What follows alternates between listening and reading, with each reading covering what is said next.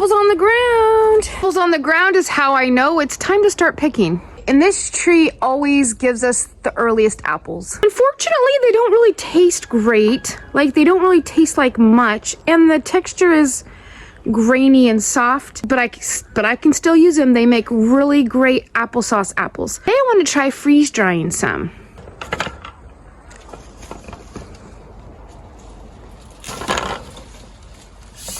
Tree is usually just loaded with apples, but not this year.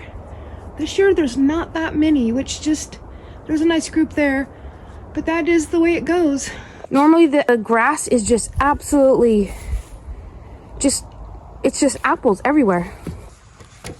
So apparently this spring, the apple tree and the weather did not cooperate together. I'm just going to cut these up into slices. This is not garbage, it will be used. These scraps are getting put in this bowl. Bruises are okay, cores are okay, peelings are okay. Anything rotten, not okay. Anything with like bug damage, I don't put in there. I'm just sprinkling a little bit of cinnamon on top. It'll help cover up any browning. Into the freeze dryer they go. To the compost. Okay, we're gonna make some apple scrap vinegar with all these peels and cores, everything we pared away. Super easy to make. You just put the scraps into the jar. So I fill them about halfway full. Ideally, I would have just used half-gallon jars, but we are currently all out of them. I add a spoonful of sugar. It helps feed the microorganisms and gives them a good start. Then you just fill it to the top with water. Just like that.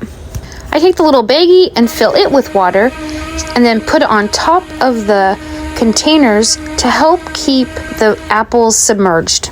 Just place a coffee filter over the top. It lets the good guys in and keeps the junk out. Band will keep it in place. In this cupboard, I put down a plastic bag and then a towel on top in case any of the water leaks out over the top. Because I did fill them a little too full. And I'll be checking these every day and stirring them a bit. All right, I'm gonna try. These are super good. This might be my favorite. The strawberries were super good. The watermelon was good. These are really good. Super good. I don't think I needed the cinnamon on them. You can taste the cinnamon. It doesn't overpower it. But it's, they didn't turn as brown as I expected. Like normally if I make anything, it turns quite brown. It's really, besides the cinnamon, are not that brown. They're just, the ones that sat longer did get a little more brown. But not bad. I could eat the whole tray. Okay. Freeze-dried apples alone might be worth the purchase of the machine. I'm just saying, they're so good. I ended up with 3 bags of apples from the 5 trays. It's so cool. These can store up to like 30 years. You package them correctly in Mylar bags or something that's very airtight, but Mylar bags with the oxygen absorbers is the most common way to store long term. For 12 to 18 months, the Ziploc bags that you just keep sealed is supposed to be adequate. We'll see. If you want to know how to make the vinegar, I'll go ahead and link the videos to that down in the description box below. Last year I made several varieties of it with plums and berries and whatever fruits we had available at the time. So go check those out if you're interested. Super easy, and different fruits make such a difference in flavor in the end. I think plum was my very favorite. I've been playing around with the freeze dryer now for a bit.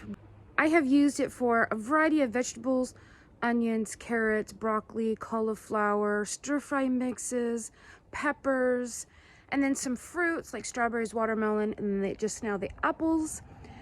I am really liking it, and since I like it and I've used it for a bit, I did go ahead and apply for the affiliate program, which means if I eventually have a link down below and you click it, it doesn't cost you any more, but the company pays me a little bit for promoting it. My mom actually purchased the machine, and so any funds that come from using that link, I'll just give back to her. And if you do use my link, thank you so much.